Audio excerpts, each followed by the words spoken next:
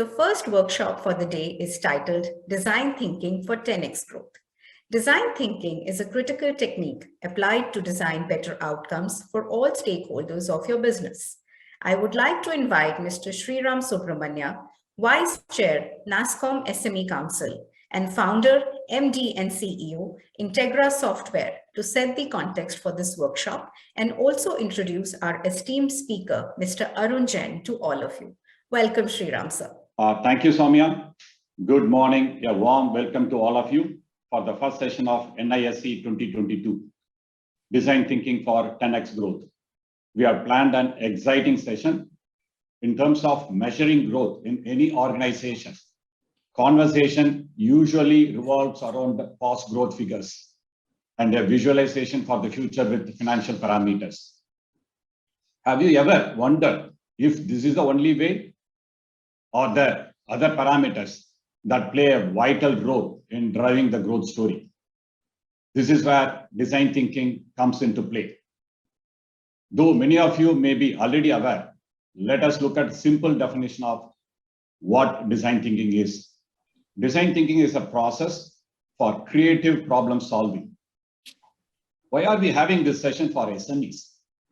We want to equip our SMEs for growth using design thinking principles and other tools. We want SMEs to grow to the next level. A massive digital transformation wave is already happening, and there are huge growth opportunities available for SMEs over the next 4 to 5 years. There are many benefits of design thinking, like creating innovative solutions, identifying new products and new services areas, designing new business models, designing go-to-market strategies. It can be used for exponential growth as well. Design thinking also encourages organizations to focus majorly on the end users, which leads to better products, better services, and better internal processes. It creates more customer-centric products and services. What is the best way for SMEs to grow or scale? Arun Jain will cover it in today's workshop. He will take you through an exciting journey of how to leverage design thinking to explore hidden opportunities, to unlock untapped potential of your organization, thereby enabling your organization to grow exponentially. Reimagining your business needs a different thinking. It means moving from what worked till now to what else should I be doing differently to grow my business. Exponential growth is exciting, but at the same time requires shift in thinking. Design thinking helps in seeing your business holistically. Normally, we'll be thinking of growth in a linear way rather than in an exponential way. Arun will be sharing with us the secret sauce of growth in an unconventional way. Moving to the eminent speaker for this workshop, let me introduce Mr. Arun Jain. I want to thank Arun for accepting our invitation. Warm welcome to you, Arun. Thank you. Thank you for joining us. Arun Jain is founder of Polaris Group and chairman and managing director of Intellect Design Arena Limited, the world's first full-spectrum fintech products company. Intellect powers over 240 leading global banks and financial institutions. Arun commenced his entrepreneurial journey by setting up Nuclear Software Workshop in 1986, Polaris Software in 1993, and Intellect in 2011. Arun has conducted design thinking workshops termed Unmukt, meaning boundaryless thinking, for people from various sectors.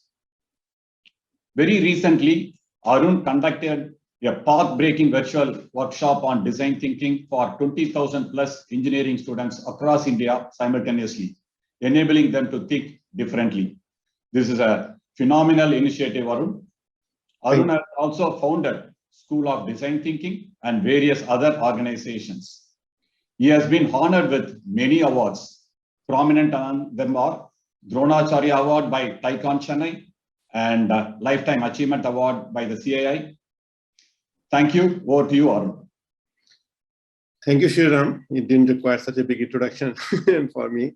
So I want to be participating with SMEs because I started my journey as a SME, as an individual.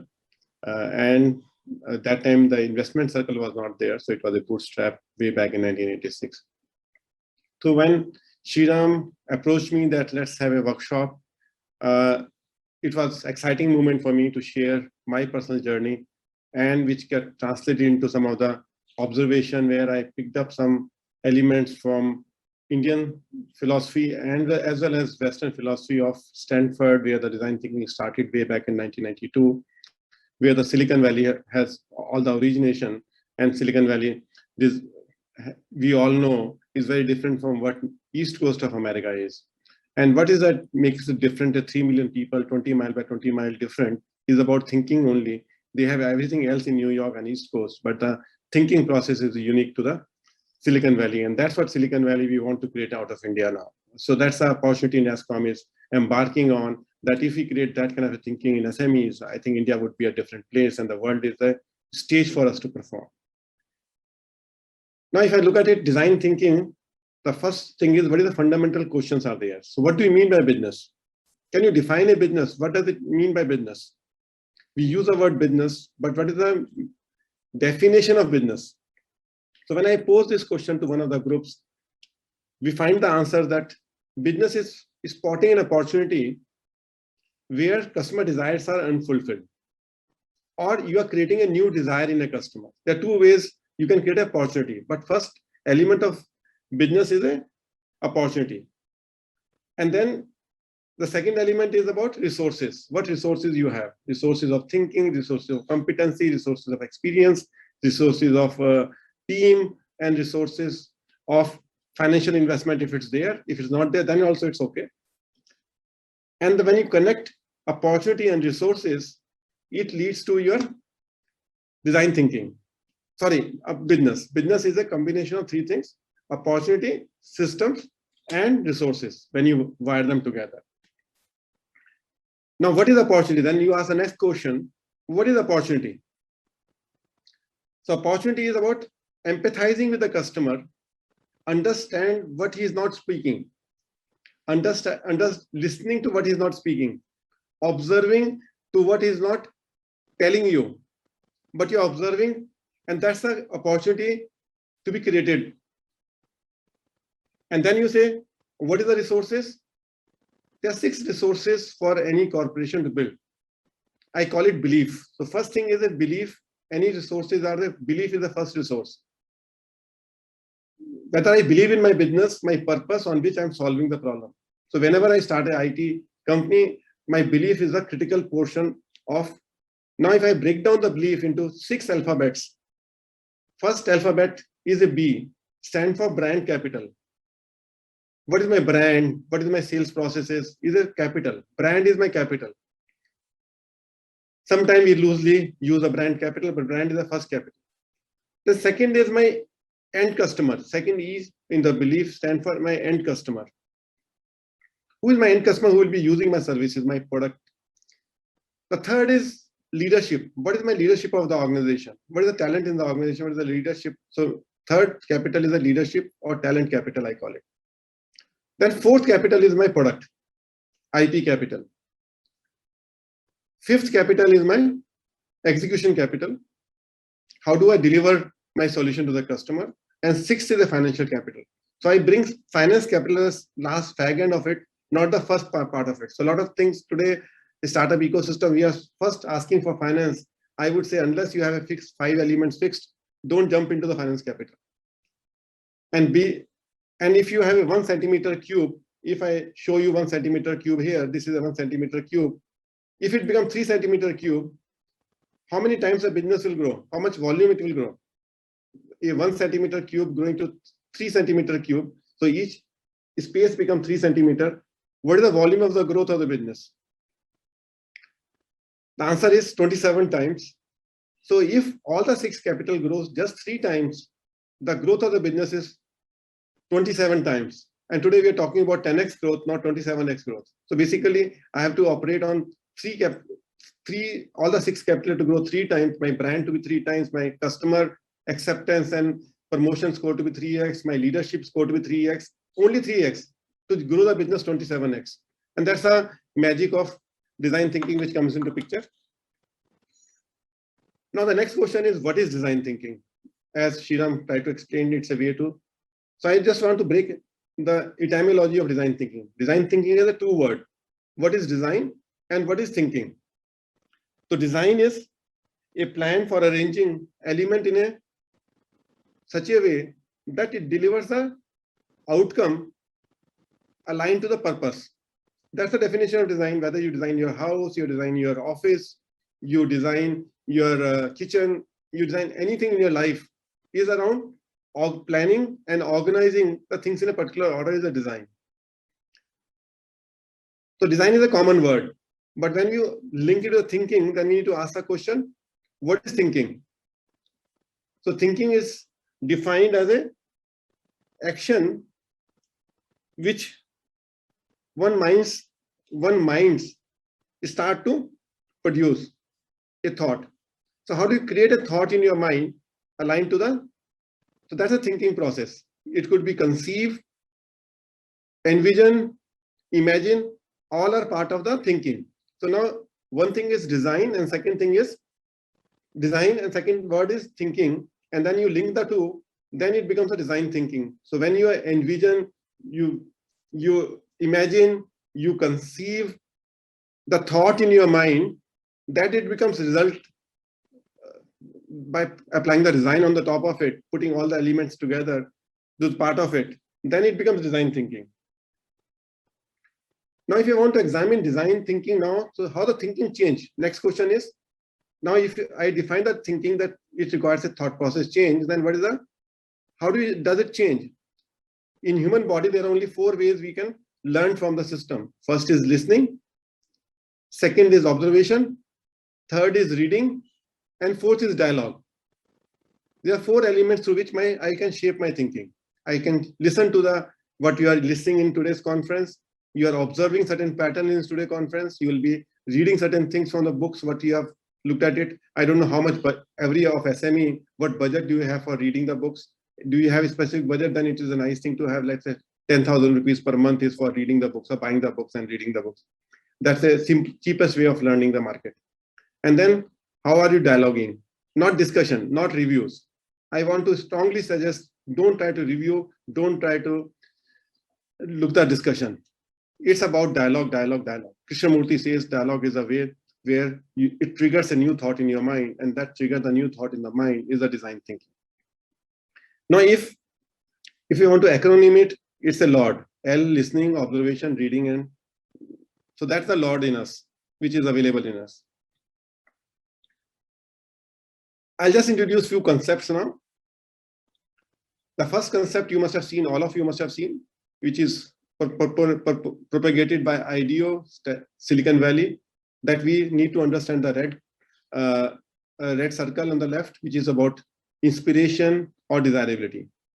That's where your opportunity spotting happens. Then, since you're IT player, you apply technology to make it feasible. So these first two circles are much simpler to execute.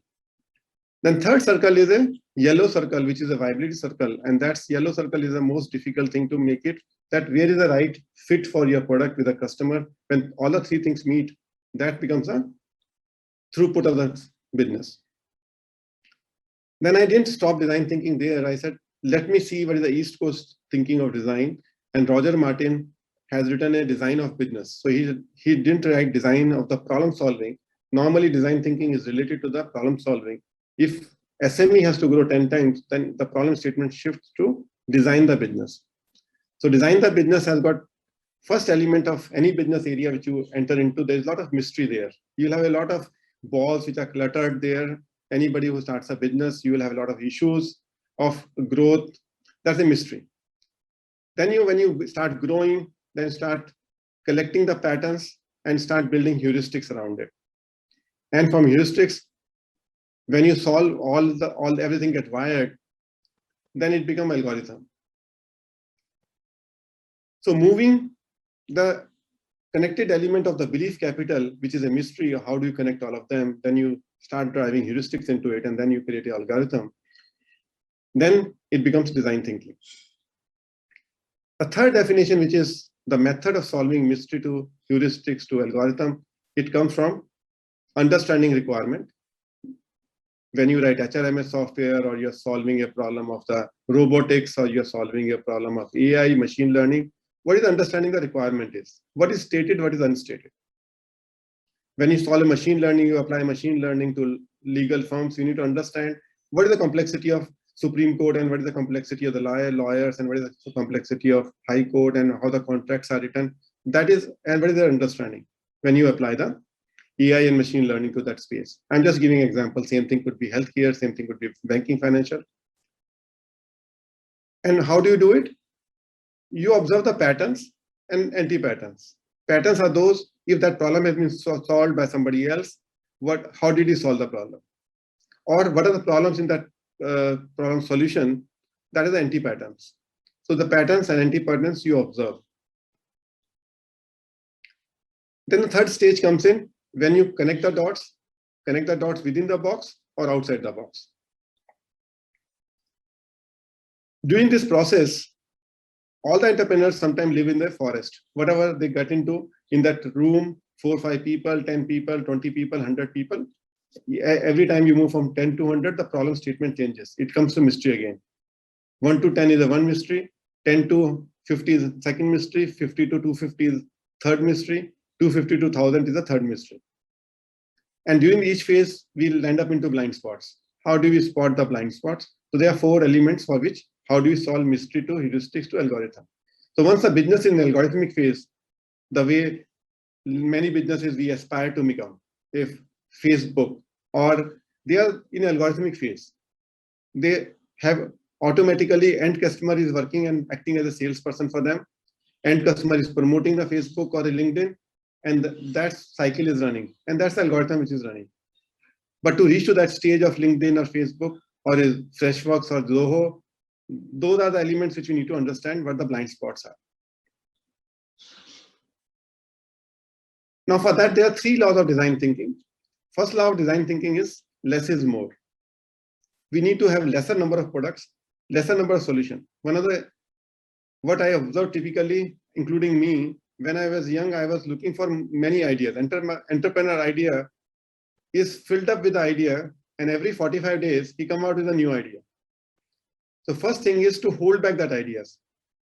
How to reduce, so whatever the companies I'm mentoring, my biggest challenge for them is how to stop thinking the new ideas. First is less is more, pick up few ideas, but how to do it, that's a science. But first law, if you remember, less is more.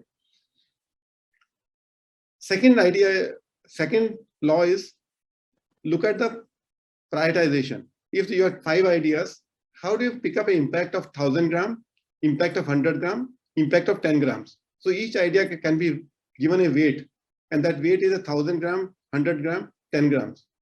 110 gram idea makes it 1000 gram idea. So if you pick up one idea of 1000 gram instead of working on 100 such ideas, that's a waste of time. Apple, with just 5 products, built up a business of $400 billion, almost like a budget of Indian government, slightly lesser than the Indian government budget. So CFO of Apple with $400 billion revenue, he generates more revenue than Indian government total collects from the taxpayers. And then the third law is last 2% is 200%. And that is where so it's 98% product in the marketplace are similar. There'll be hundreds of HR product, hundreds of health product, hundreds of banking products. It's not a complex to write a programming language. All of us knows the programming language in IT. We can write very significantly, but the difference is you reach up to 98%. To make it 98% to 200%, 2%, just 2%.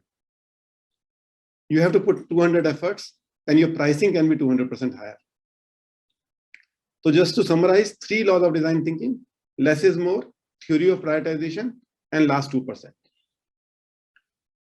Let's move on to the next topic. We need to design thinking at 2 levels. design thinking for self-leadership. How you as an entrepreneur, how you change your leadership. What is the elements of your own self-leadership is a design thinking for self-leadership. And then I'll look at a chapter 4, which is about design thinking for business leadership. So I'll divide my conversation or dialogue into two areas. One is about self-leadership and second is about business leadership. Because without changing, as Sriram was mentioning, you have to change yourself first before getting the results out for the business. Once you change your thinking process, you can change the culture of your organization. Culture is the DNA of the company, which drives the growth of 10x. The biggest challenge for any entrepreneur is how to drive 10x growth is the biggest challenge.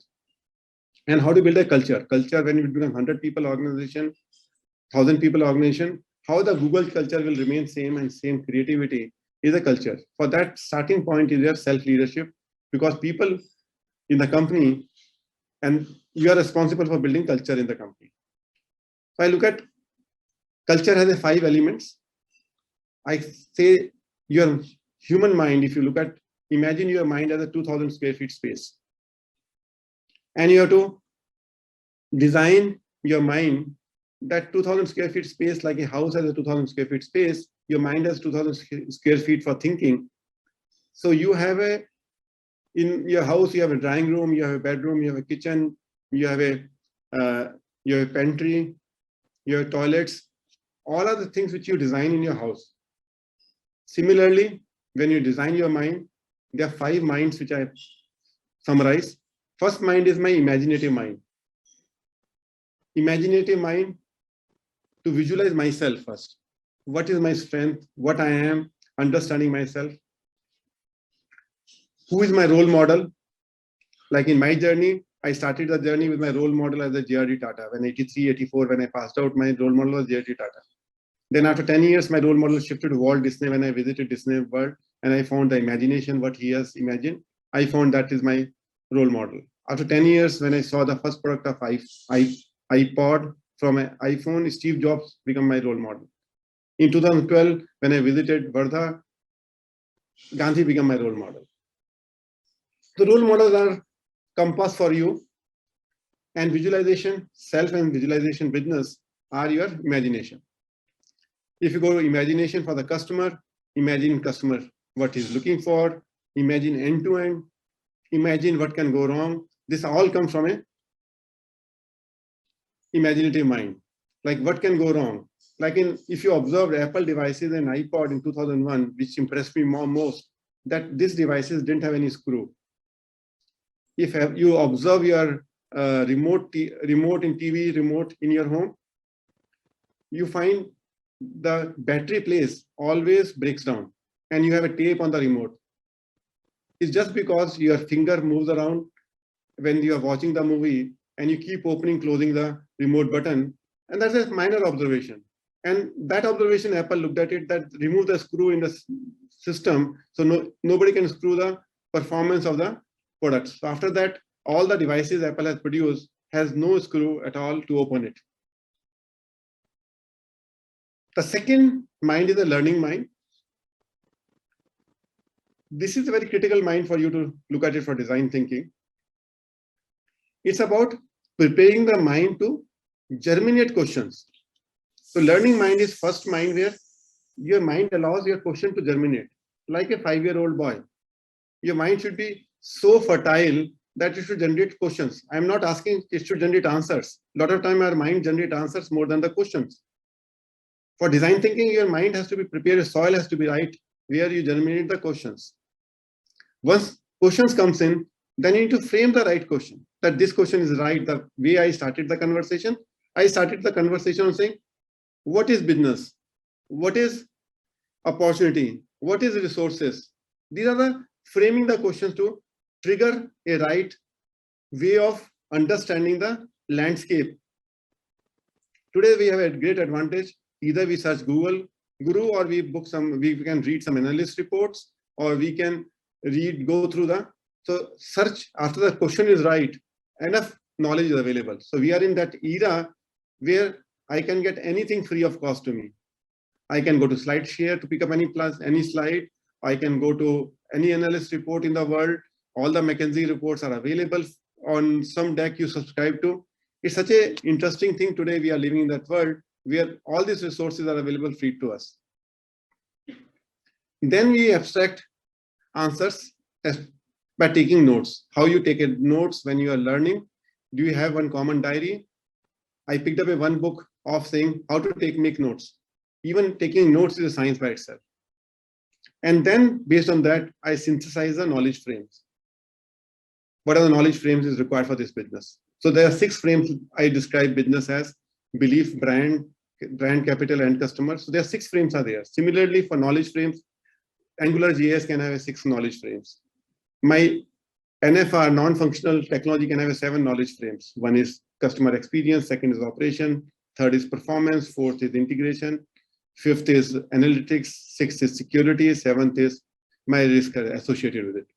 So try to group them so that your mind is able to retrieve the information better and your information is better cataloged. So when you are reading the book, you need to create a frame in your mind. I'll come to you how I do it and how design thinking framework at Intellect we have used it to define level 0 wiring to level 1 wiring to level 2 wiring. And this comes from active listening, in the byline, teaching accelerate learning. So you need to become a teacher, because when you teach, all the doubts get clarified. Whether you teach within the organization or outside the organization, the more you teach, the better you are. Then it comes to the result mind, because as an entrepreneur, we need to drive results. I use the 3 phenomena called shift left, shift down, and shift out. Shift left means if I start doing the job one step before. So if I have to do the requirement understanding, I do to prepare how the frame should be done. If I'm doing the solution design, a lot of things of solution design I should ask in the requirement. When I'm doing the engineering function, I start doing some of the engineering elements in the solution design itself. Shift down is if the job can be done by somebody junior to you, you must have to create a space for you to grow. As an entrepreneur, one of the scalability principle is how can you delegate, which is a shift down. And third thing is shift out, how you delete certain things in a various life cycle of the organization. So sometimes we have a baggage of when we are 10 people organization, we may be doing something very good. In some other situation, we may not be required for 100 people organization. Same process which is relevant for 10 people may not be relevant for the 100 people, may not be relevant to 1,000 people. So shift out becomes an important point. For that, there's a full science about it. I'll not take you through all of it. You must be knowing most of it, but I'll just touch upon theory of constraint. I read the book Goal, very, very interesting book nowadays. If you have read by Goldratt, you constantly on quarter start identifying weakest link in the chain, and then start applying design thinking to solve that. And fifth element is ask for help in area of uncertainty. A lot of time entrepreneur says, I will solve it. If you are having any uncertainty, any ambiguity, please ask for help. You will find the help, whether NESCOM will give you the help, CIA will give you the help, or some friend will give you the help. Then the fifth mind, which is there, a fifth room in your mind, is effective mind. And for effective mind, you need to understand decaf element. I call it decaf element: doubts, conflicts, anger, fear, and ego. So if you take a acronym of it, it becomes decaf. We all have a doubt, but how do you resolve your doubts? And trust yourself, because you'll have a doubt whether this product will work, not work, this technology will work, not work. Can I go to market with this price point? You'll have a doubt. But you need to trust yourself, your judgment, your intuition, and your team. Second is conflict.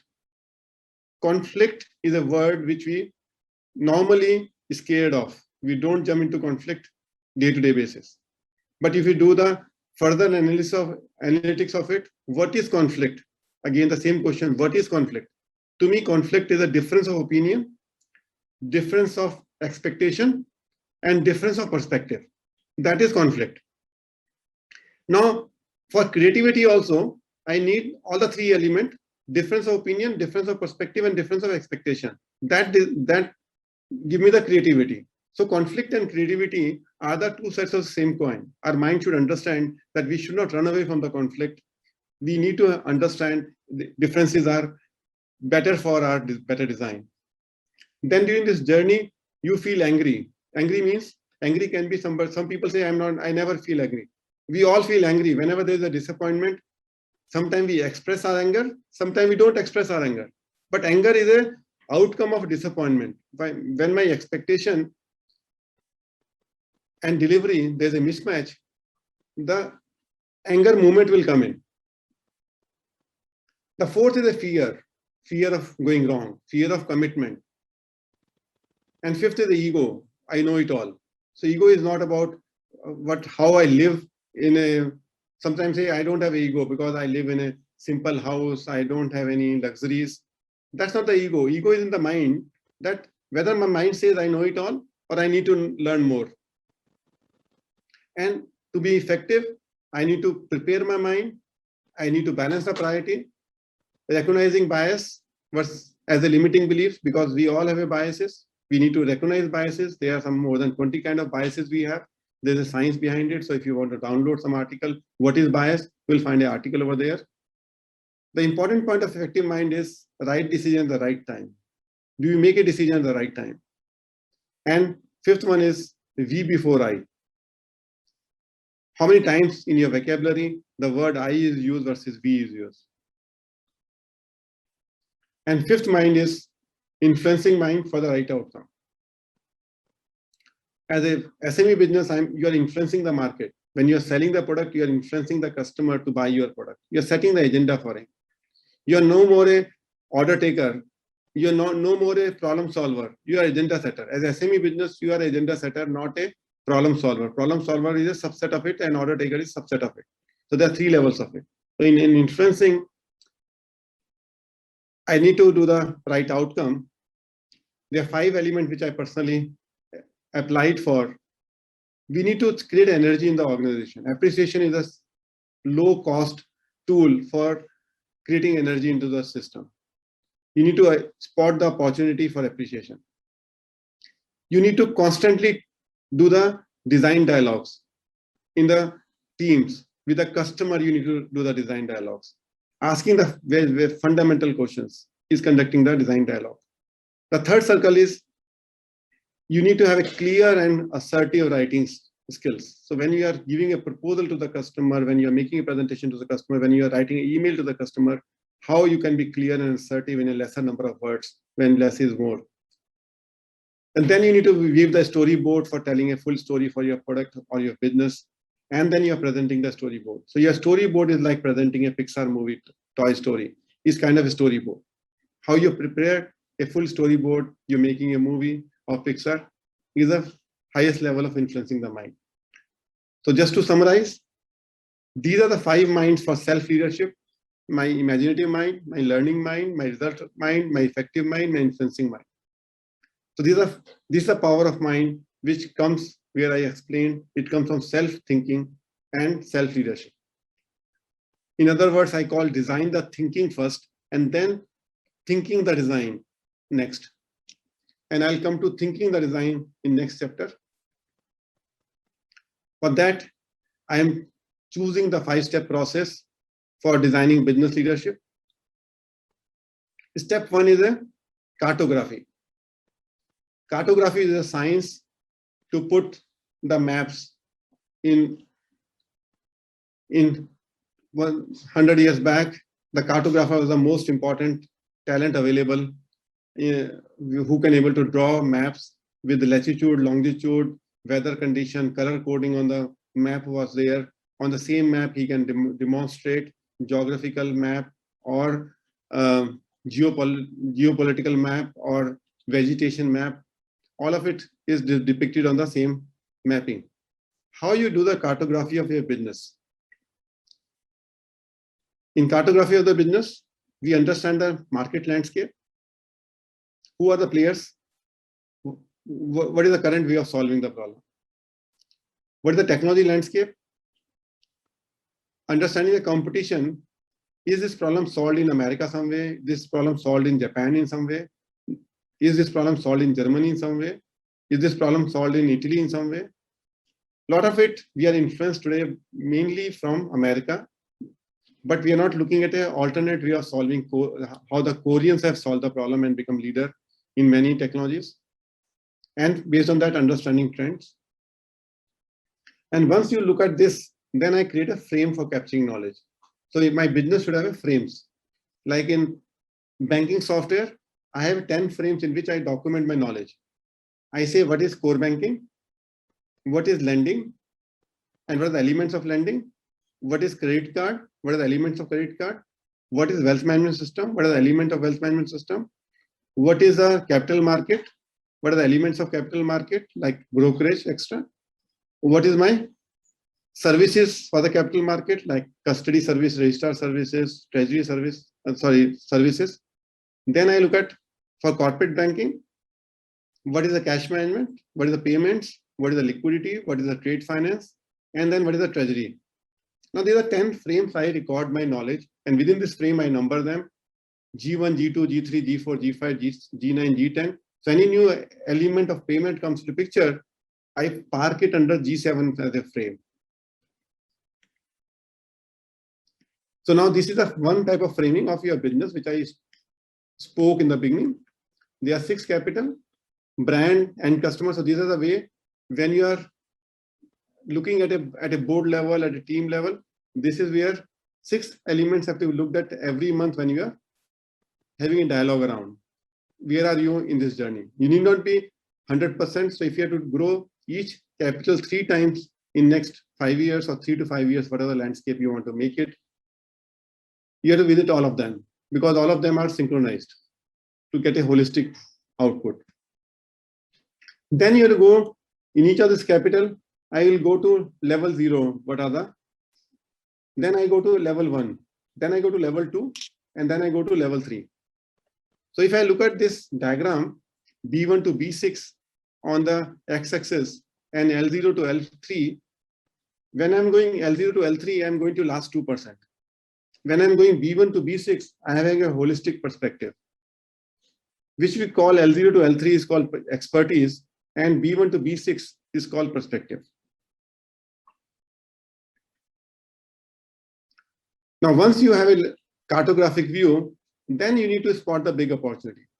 That's where the design thinking plays a key role.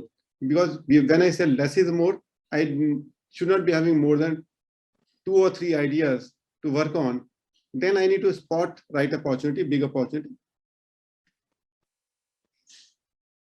To that, customer empathy becomes very, very important. What is the unfulfilled desire of the marketplace? Observe intently the natural patterns of human usage of technology. So we need to understand natural patterns. The way I was mentioning TV, screwing the TV remote, which normally gets broken. Why it is happening? In car, what is something is happening? In healthcare, why particular patient, when you are getting into the registration counter, how the registration experience is there for the patient when he is feeling so embarrassed, whether the payment is important that time or patient care is more important.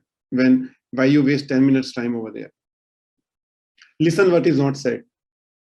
And the 4th element is very important on step 2 for opportunities. No agenda meetings. Have a circle time. Make 12 people, 15 people, 20 people sit in a circle and start having a dialogue.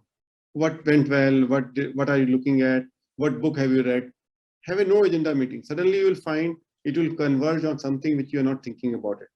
Whenever you are publishing the agenda, it means it's my agenda.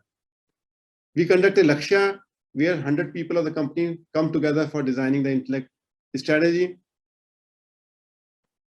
We don't have agenda for 3 days and people were very uncomfortable that how can you have a 3-day meeting without agenda? I think if I'm publishing the agenda, it means I know the problem beforehand. I'm not discovering the problem of the company or identifying the opportunity in the marketplace. So first 2-3 hours, when we have an open dialogue, we'll find what is relevant for us. And all the experts are sitting there. We can reweave the agenda for the rest 2.5 days. But no agenda meeting brings out a beauty of your organization, your resources and opportunity. And during this process, you document questions. an observation within chosen frame from step 1. Then choose the taxonomy. Taxonomy is important. You anchor around A1, A2, A3, B1, B2, B3, the way I did it. Anchor around some cataloging, because most of the knowledge which library has done, they have a cataloging of the books. We learn from there and apply it in current context. And then we can look at question design. Third stage is much more clear to all of you, is brainstorming and idea generation. A lot of us do brainstorming and idea generation. We all have a system of, so we have a design center at Intellect, which call it FinTech 8012. 8012 represent longitude and latitude of the design center. We believe it will contribute substantially. Chennai will contribute substantially for the financial technologies will go from the Intellect. And that's a confidence and belief we want to build in our team at Intellect. And that design center, we look at inspiration. It's a 30,000 square feet inspirational space. If you want to visit, write to School of Design Thinking, he will organize a trip for you in a School of Design Thinking. But that ideation space is important. We have substantially different design of table. Everything is different. So first of all, your physical environment to be different. To think different, your physical space also has to be different. Every wall you can write. In childhood, you used to write on wall. Your mother used to say, don't write on a wall. I say, please write on a wall, because we want to rekindle your imagination and write everywhere in the wall. Your desks are writable. Every desk is writable. Every wall is writable. Our whiteboards are not limited by the boundaries of the whiteboard called 8 feet by 4 feet. Our entire wall is a white wall. So that's the step 3, that you need to look at it, the environment of divergence or brainstorming. For this you need to bring, when you're doing the brainstorming, you need to bring some experts and some people with a perspective at the same time. So for the design team, I think the 5 things are important: skill, expertise, perspective, idea generation, and alignment. So you need to bring experts and perspective in the same room. So some people who have a business expertise or business perspective, and some people who come to the technology expertise, they have to come in the same room. The second point is most important idea is challenge all existing assumptions and biases in idea. Don't take it that this works, this doesn't work. When somebody says it will not work, that a will not work is a statement we should be shooting it down. It's a business rule that we cannot say something will not work. It may not work is still a better statement. But first of all, when we look at unstated need, some solution will be very, very difficult. And for that, the third rule is you use yes and. So if ideas are getting generated, don't say yes, but. When in idea generation phase, one of the best tools we use is yes and. So if I'm saying I want to design a flying car, so I'm suggesting something, my second person on the left will suggest, and you can do this, and you can do this. And avoid the word but in your conversation. Pick up the positive patterns that work within the organization and outside the organization. A lot of time we are looking at it, it works very well in Intellect, it works very well in Polaris, it works very well in Nucleus, it works very well in Infosys, it works very well in Wipro. But I need to look at Wipro, Infosys, Mindtree, Zoho, Salesforce.com. What is working there? And then pick up anti-patterns. Where it failed. What failed in Intellect? What failed in Polaris? What failed in Nucleus? What failed in Infosys? What failed in Wipro? What failed in Salesforce? Everybody has some failure points. And these are the 4 elements we need to keep it for during the ideating phase. And put all the pieces, either use Jamboard. We use Jamboard very effectively nowadays. Jamboard is like a whiteboard where you put sticky notes. In a large group meeting of 100 people, we are able to use Jamboard very, very effectively to collect best practices, generate ideas, and create possibilities. Once we have reached there is a time for making choices, which is a convergence. At this stage, we have to make choices, what we need to take forward. So whether we need to order 6 capital if you're working on design statement, on leadership capital, or you're working on product capital. If you're working on product capital, there'll be 10 ideas on product capital. how my customer experience screen should look like, how my analytics screen should look like, how do I connect analytics screen to the customer experience screens. I need to create all the ideas into affinity. We call it Polaris as a frame, 7 frames in Intellect. C stands for customer experience, O for operational workflows and business rules, P for performance of the application, A for analytics of the application, R for risk associated when you are running the application, I for integration, and S for security. And we build up a low coding platforms around all the 7 elements. So whenever we see the problem or the opportunity, we align to affinity cluster in each one of them. Then within affinity cluster, we weigh the idea of 10, we apply 10, 100 gram, 1000 gram item. Then we classify into which affinity cluster is quick problem solving, which are bold and which are long lasting. And then we make choices by deleting 80% of the ideas. We need to pick up only 2 out of 10 ideas. That's the idea which is there. And this is the time when the alignment portion is very, very important at this stage. It's time to do collaborative and iterative. And after that, once you choose the idea, then you do a iterative prototyping. Once the prototype is clear, you need to weave a story. To me, writing a product, writing a technology, it takes 12 months to write. Weaving the story also takes 3 to 6 months time. Don't hurry up as soon as your product is ready. You have to spend, I normally take some 5 to 6 design dialogues at every interval of 2 to 3 weeks over the 3 months, over the 6 months to design a right story which is suitable for the market. I may be inefficient because I take 6 months. You may be efficient, you may take 3 months, but don't try to short that I can weave the story in 1 week, because it requires a lot of understanding and your mind has to work and multiple sessions are required because for getting last 2%. Because if story is right, your selling process will be right. Your success will be in first round or second round. You will not require 10 rounds for success because we get fatigue if you have to try 7 times in a market. So story writing becomes very, very important. For writing a story, what is the best way I use? I use whiteboard or Jamboard. I write keywords which describes the feeling behind the solution. Once I write the keywords, what is the emotion it's depicting,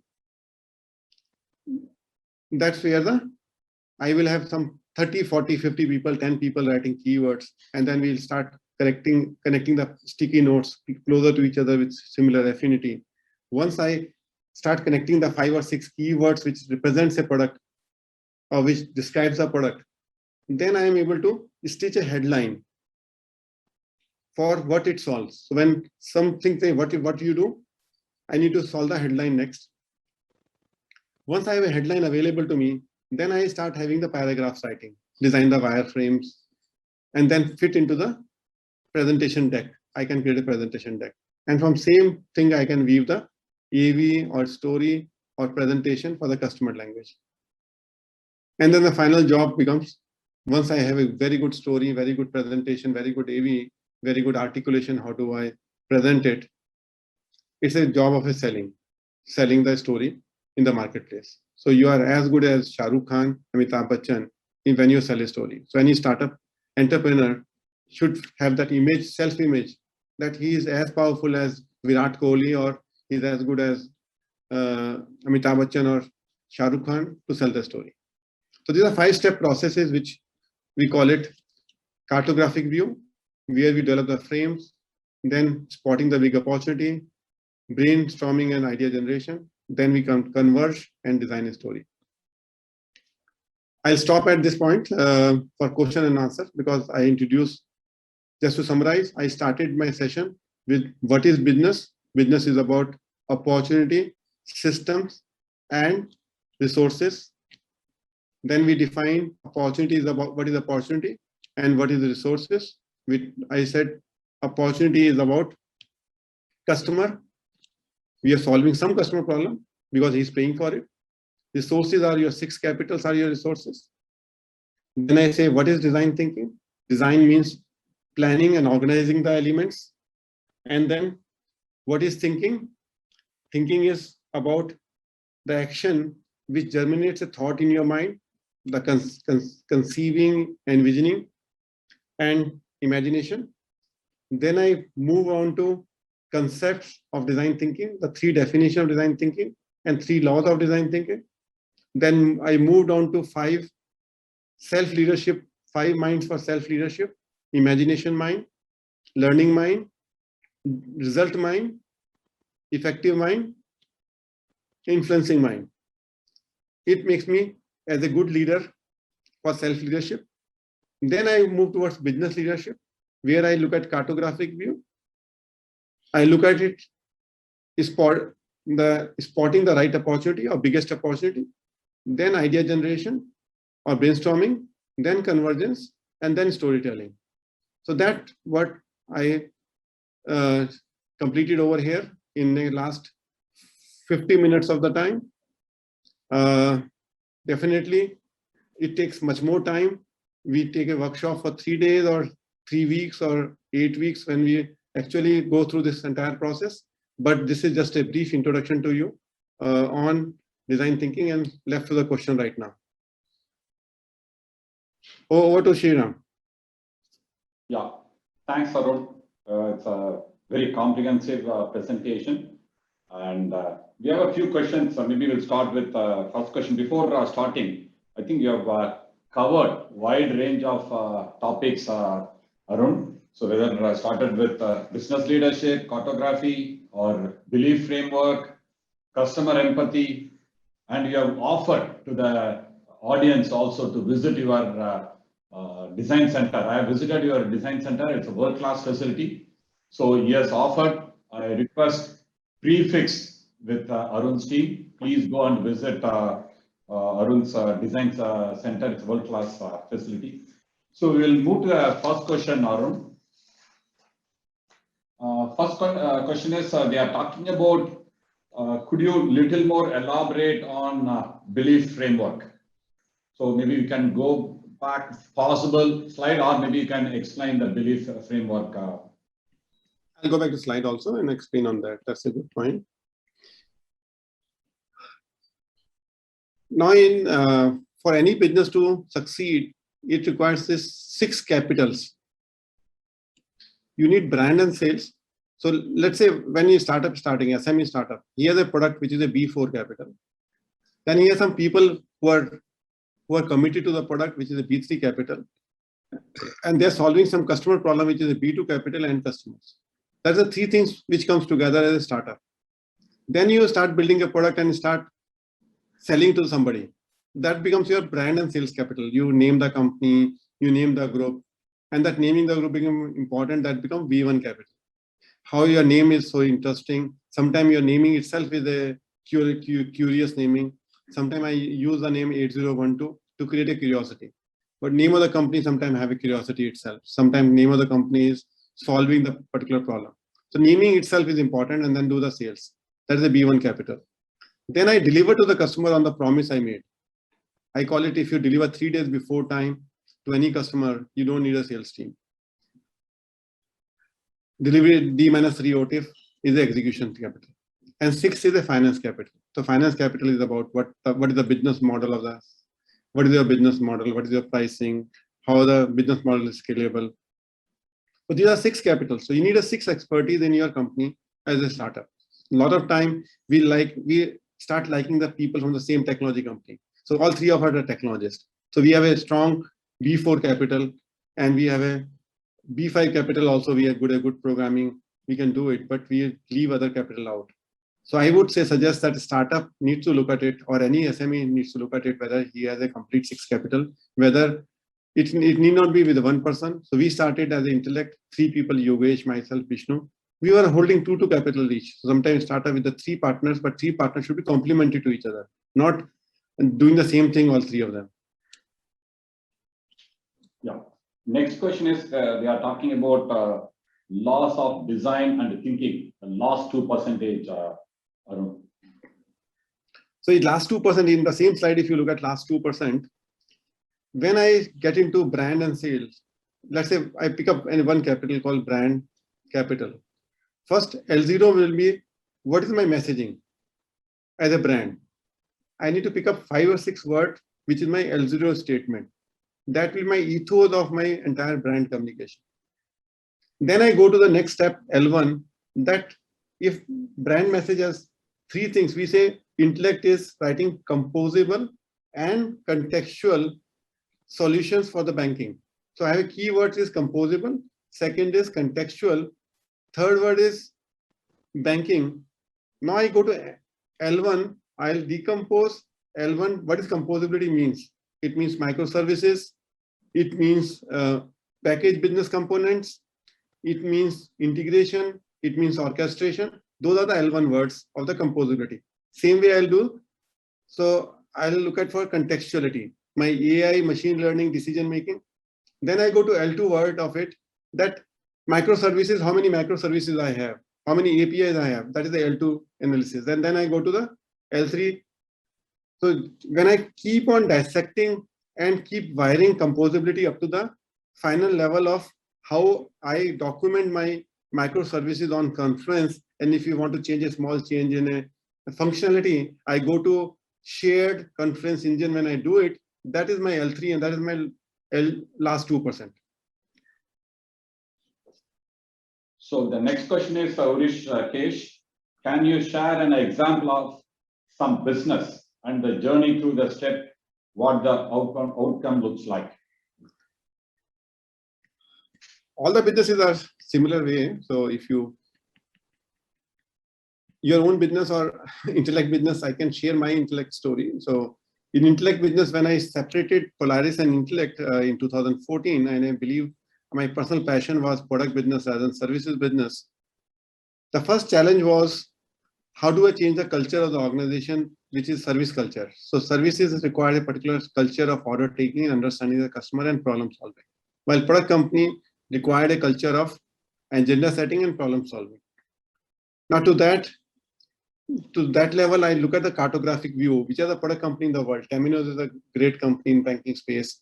Finestra was a great company in the banking space. FIS was a great company. So I look at the landscape. That was my cartographic view of the market space.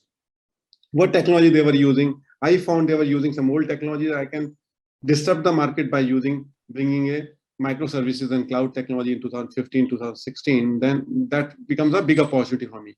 So big opportunity come to me in terms of what is my current landscape is there. And if I use cloud technology in 2015, that time it was just getting introduced. And if my product are ready for cloud and digital and AI and machine learning in 2016 and 17, then I committed 1,000 crore for investing into R&D into that area, because that was a big opportunity for me, because my competition was not investing at 2015 on that space. Then I did idea generation, that how do we go about doing it? We have multiple sessions and multiple teams I created, one for corporate banking, one for retail banking, one for capital market, one for insurance, and all the 4 teams started working separately to identify and building the idea generation phase. Then we converge on, these are the 3 products we want to go first in a market, where we should take a leadership. We write 12 products, but we'll take 3 products at a time and invest some another 1,800 crore for marketing, creating a brand around that. We created a IGTB Oxford leadership brand. So those are the brands we created. And then we start creating the story. For creating a story is a very interesting thing we started doing is, we said we are writing a software global transaction banking. So everybody in a bank has one manager called GTB head. We say our unit is also called GTB head. So he's mentally aligned to our product. Then we start creating a GTB advisory board, global advisory board. Then we start taking a Sage brand we are taken, because we are selling enterprise base. So we tied up with Oxford University, and we said, we bring the CIOs of the market to the Oxford, take it to there and tell the story there, because they have a listening authority. We created a design center. These are all the tools we use for telling our story. So that's the 5-step process I can share for the Intellect, but I didn't want to do the pompous form Intellect, but just still that experience is close to my heart. I shared that. Yeah, thanks, Arun. So next question is from Venkana. I think Venkana worked with the Polaris as part of UL team. I am a founder at Ample Logic. Is the design thinking more effective with low-code platforms? low-code platform is the outcome of design thinking. Low-code platform is, obviously, low-code platform will give you higher throughput. So low-code platform is an opportunity identified. So if you look at it in Polaris or Intellect, we started first creating a frame of Polaris, and then we start saying each area, if we have a low-coding platform, then we have a distinct advantage of accelerated delivery or accelerated digital transformation for the customer. And that's where the low-coding platform comes into picture. So low-coding platforms are not starting point. Low-coding platform is an outcome of design thinking to say which area and what you need to do in a low-coding platform.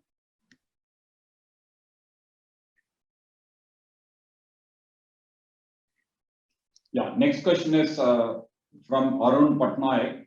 Can you please list the 5 elements of design thinking? 5 elements of design thinking. Yeah. I listed down all the 3 laws of design thinking and 3 definitions of design thinking. And starting from belief, that is what you said. Starting from belief, yeah. So I think those are the, if you just record it, it's more than 5 elements, 7 or 8 elements are there. Yeah. And the next question is how IP is applicable to service companies too. IP to me is anything which you do differently is IP. IP doesn't mean you have even process can be IP, your learning can be IP, your training can be IP, your way of dealing with the people, attracting the talent could be IP for you. IP is not only what we understand, which is patentable in technology space. IP is my differentiation, which I create in an organization around all the 6 capitals. So I may have IP of brand, I may have IP of customer, I may have IP for the way my leadership or attract the talent. So all the 6 capital I can have a IP. Then, so I'm asking you one question, Arun. How small and medium companies, whether they require a dedicated team for design thinking implementation or it's a cross-functional team, how they should go about, especially for SMEs? I mean, you don't require a separate team as such. I think this is a culture where CEO has to lead the way, where he starts believing into it, and his actions are the culture. You don't require a separate team at all. Design thinking is not a process like quality process or something. Design thinking is a way of what we do day to day, but it's my behavior, the way I do it. That's why self-leadership becomes first. A lot of time design thinking, people say I get a design facilitator for doing it. I'm dead against that design facilitator. You may learn the practice. You may do a course on design thinking. Let's say the School of Business Design and School of Design Thinking can have an 8-week course or 12-week course where you spend time, absorb yourself into design thinking. You want to go to Stanford to do a design thinking program, go there. But it has to be led by the leaders themselves. The top 2, 3, 4, 5 leaders has to lead it. If they're not 2, 4, 5 leaders, even one person is enough for bringing the processes and systems in doing the design thinking, whether he gives a time of no agenda meeting, he's comfortable with no agenda meeting, because a lot of senior executives are not comfortable with no agenda meeting. I fully agree with you, Arun. Yeah. So one is it's a culture they have to bring in, otherwise it's very, very difficult. So they will not bring, because always the prefixed meetings, they'll go with a prefixed agenda, prefixed mind. So the no agenda meeting is very, very important. I fully agree with you. There is one more question from Ajay Datta from Bangladesh. So we are working on a new kind of idea, which we have surveyed that will be very effective for India. I am a Bangladeshi entrepreneur. What would be my next step? Just do it. Just sit down and form a team and start creating a prototype of it. But before jumping onto it, just do more documentation work, go L1 to L2, level 1 to level 2. Once you get into level 2, level 3 will come afterwards. But level 2 is okay to test out your idea. So there is one more question from Akhil. Should it be the result mind, which is at stage 3, now come at the end? Sorry, just so this is from Akhil. Should not be the result mind, which is at stage 3, now come at the end. This is what he has posted. Yeah. Also not clear with the question. That's right. His point is whether result mind should be the outcome of everything else is a result. But when you are looking at self-leadership, you start doing anything, something you are creating. So after imagination, after learning, you are creating something. The creation is called your. So sometimes you can write a good program, but you may not be effective in working with the teams. You may not be influencing other people to sell it. So that's how the result mind comes in the middle of between imagination, learning. Results are there because sometimes you must have seen in an organization, there's a smart programmer, very, very significant expert, but he doesn't work with anybody else. He works alone. He's not effective. He's effective individually, but not as effective as a team. That SME cannot be effective. That business will not be effective. Then you come to influence. That's why I put it in the middle, not in the end. Okay. The next question is from Raj Kamal. Out of the 6 capitals which you had mentioned with priority 1 to 6, financial capital is must to create all other capitals. So for a startup to create 1 to 5 capitals, it takes a lot of time based on the revenue generated by business. What is your suggestion for the same? Yeah, so I think this is when we started our company in 1986, we didn't have an opportunity for any finance capitals. Basically, we need to think about a product and start generating revenue in 6 months' time. 6 months' time, I can survive on my scooter and I can survive on with my parents. So I don't need a salary for 6 months or 1 year. It's not a big issue. But today, when we are looking at finance capital is a primary objective, then I'm not able to wire my product and end customer. When I'm on vulnerable stage because I don't have a revenue for 6 months and my parents start saying you don't earn, and then I will be very sharp. My mind will be very sharp. Will be in vulnerable zone. And that stage is important for a startup to go through the same phase, because if they emphasize too much on a finance capital upfront, then my ability to find a big opportunity, which is a step 2 of design thinking, may not be right big opportunity. It may be semi-right big opportunity, which may not succeed afterwards. So too much time is spent today by having a pitch deck and other things. I think spend more time with the team to look at it, how to bootstrap your business. I think Sriram has built up Integra on bootstrap model. So all of us in this room have built up our businesses on bootstrap models. I think for some stage, till the time you have some revenue viability, and you require angel capital, it's okay. Some mentor will be there who will give you angel capital. I think that's not a big issue if your idea is good. Yeah, thanks, Arun. And one more question. Any good book or video you can suggest on design thinking? Design thinking, there are multiple books. I'm not able to look at it for design thinking, but to me, design thinking is a 5th discipline by Peter Senge, is a system thinking, which gives a feeling of system thinking. Now, system thinking, when you meet with opportunity thinking, which is available in C.K. Prahlad, Competing for the Future, and then you have a books on gold rat of solving the operational problem. When you combine all of them, and then Stephen Covey for personal habits, which is there, this 4 or 5 books combination creates a good design thinking. Otherwise, it becomes there are books on design thinking which are more around a specific process of design thinking. To me, design thinking is a mind shift rather than a process. Arun, you should talk about you are writing a book on design thinking.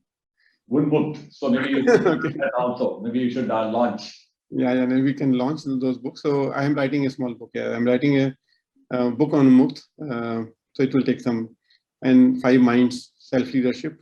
But I'm start writing of Sriram for school children first. The first book is for 9 to 12 standard, not for businesses.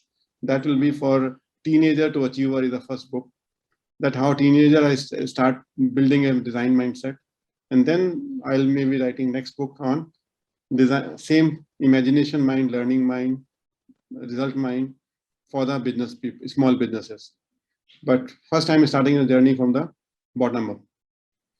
That's very good, Arun, because in NASCOM and other industry bodies, they are all working on startup at the school level, so and the college level. So similar way, you are addressing design thinking mindset at school level. It's a fantastic initiative. Arun. So that's all on the question side, Arun. Maybe if you want to summarize, Yeah. So that'd be great, and then I can hand over to me. So I'll just put the summary into 10 mantras for 10x growth. First is you're framing your business. What I told you about the frames in which you want to put your business. What is your business identity, the brand capital? What is the latent? What is latent in your business, or what problem are you solving? You need to reframe and rethink, asking the right questions to understand and defining the problem. Second step is visualize what 10x looks to you. Visualize what 2030 looks to you. Keep yourself, take out 2 days time, transport yourself in 2030. What business will look like? Don't look at current constraints.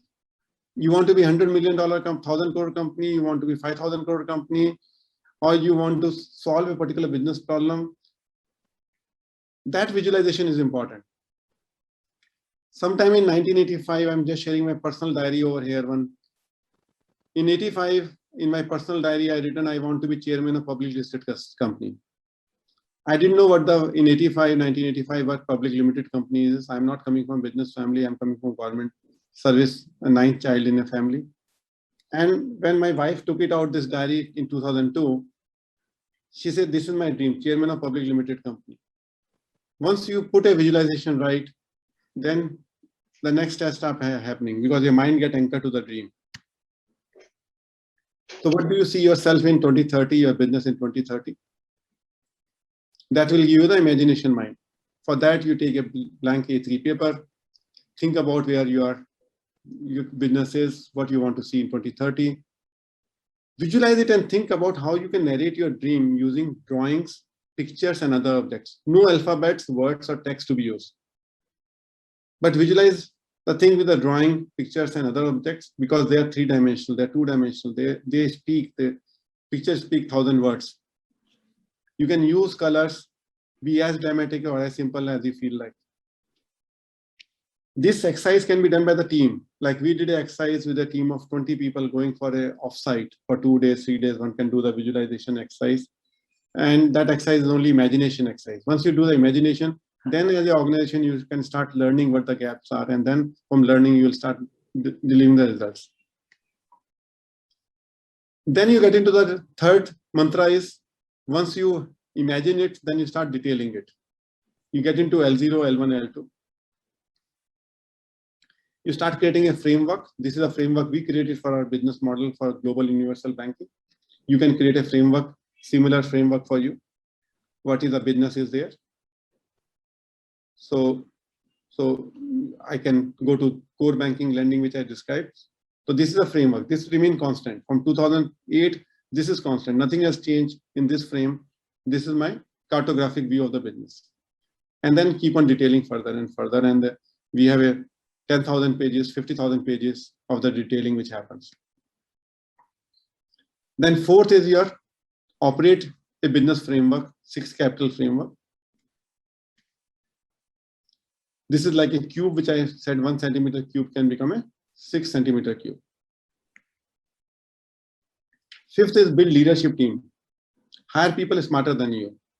One of the important learning for entrepreneur or startup is when as a starter entrepreneur, when I'm getting a 1 lakh salary per month, how can I hire a person with 4 lakh salary a month?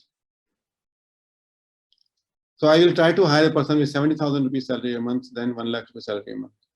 This is a mindset issue. When you need a 4 lakh person, but he's coming with a talent, which is you require to fulfill the gap in your leadership talent. And you may have to pay 4 times than your own salary because you own the equity in the company. Your equity is 100 times more valuable than the 4 times salary you're paying to the employees. So having a courage to hire the employees better than you is the 5th mantra. 6th mantra, market your product. branding and promotion of your product enables greater outage. As of now, we all seen all the startups, all the new unicorns are about marketing the products. Seventh mantra is sometimes SME doesn't have a board here. I've seen many SMEs, they don't have a proper board. I requested for the board of, in 97, I requested for Mr. Bhargav to come on my board for Maruti. I asked chairman of MTNL to come on my board because I didn't know how a large corporation can be done. In 97, I was 15 crore company and I invited the board, I selected the board, Trade Development Authority chairman to come on my board. So I invited Ashok Jhunjhunwala to come on a board. So I brought one academics, one trade person and one telecom chairman and one manufacturing operations large setup to be on a board. Now that's important point to have a board, which is seventh mantra. And second thing, I put a or there, I should have put and. You need a one sounding board with you, a mentor or sounding board. Pick up some coach whom you can freely discuss anything. It can be sounding board, you may have to pay him some salary, pay him something, pay him 50,000 rupees a month for 2 sessions a month or whatever it is, but you need a sounding board whom you can, because when you speak to the person, you clarify your own mind. Sometimes an entrepreneur has multiple thoughts in his mind. When he speaks to somebody, then only his mind gets clarified. And his mentor need not be of your own industry. It can be from any other industry. So sometimes we search for a mentor in our own industry, but somebody whom you have trust, 100% trust on him. Sometimes your family member can be a sounding board. So mentor and sounding board are 2 words, but you can have both in one, or you can have 2 different people. So 3 things: sounding board, mentor, and board is the 7th mantra where you have a doubt. So decaf element, when you have a decaf element, it will be helpful for effective mind to have a sounding board. Identify a role model, a lighthouse. To me, Disney World becomes a lighthouse to me. When I visited 1988 and he said, if you can dream it, you can do it. That became a lighthouse. I know I am nowhere in that journey of Disney World, but it given me a small candlelight vision that something can be big. 9th mantra is we need to solve step by step. There's no mantra that we can solve all the problem at the same time. Spot one constraint at a time, weakest link step at a time by identifying what is 10 gram, 100 gram, 1000 gram. Next thing is reinvent yourself every 2 years. The last mantra is we need to reinvent ourselves. We need to go for some transformation leadership workshop. We need to go for some education ourselves to reinvent ourselves. We need to invest our money in our own learning process, whether and time both. I may go for some course, I may go for transformation leadership workshop. In my journey, 95, 96, Anil Sachdeva organized a workshop, transformation leadership workshop at Dharamshala, and there are 20 people participated. Those 3 days are the moment of my transformation where my journey from as a business to the institution has moved. So my dot has moved from creating a company to building an institution. It started in that 96. When I met with Vikram Lal, Adi Godrej, and other people in that workshop. It's just so inspirational to meet those people in a 3-day workshop. So it could be, but reinvention could be multiple ways you can do the reinvent. When I moved from services business to Intellect as a product business, I reinvented myself. It was vulnerable. I was making a 200 crore profit per year in Polaris. I have to invest for next 5 years. I have to go through the loss making of 200 crores. So that was a big transformation for me for reinventing myself to be in current position. Today, when we generate 400 crore profit per year, it's an outcome of those journey which I went through. So these are the 10 mantras which are there. A simplified way of somebody asks the question, where do I start? These are 10 things which can be done. Thank you, Sriram, for providing me the opportunity for this forum. Thanks a lot. I think we finished in time. Yes, Arun. As we come to the end of this workshop, once again, thank you, Arun, for the very comprehensive presentation covering design thinking, principles, belief framework, 10x mantras for 10x growth. It has been a fantastic session, Arun. Thanks for answering various questions. And participants, I hope you found the workshop informative and very useful. Wish you all the best for the implementation and exponential growth. Thank you, everyone, for joining this workshop. Thank you. Over to you, Soumya. Thank you, Sriram sir. I hope this has been an illuminating experience for all of you.